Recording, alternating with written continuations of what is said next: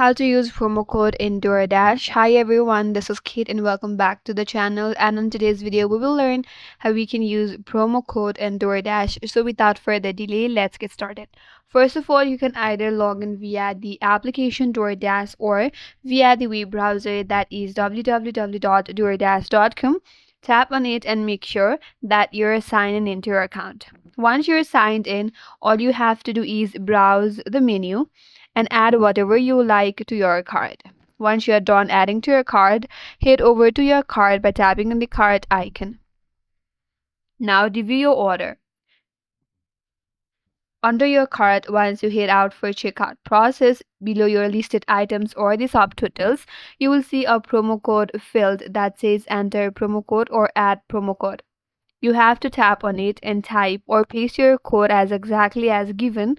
Once you're done, tap on apply. After you do that, you should see your discount reflected in your order summary.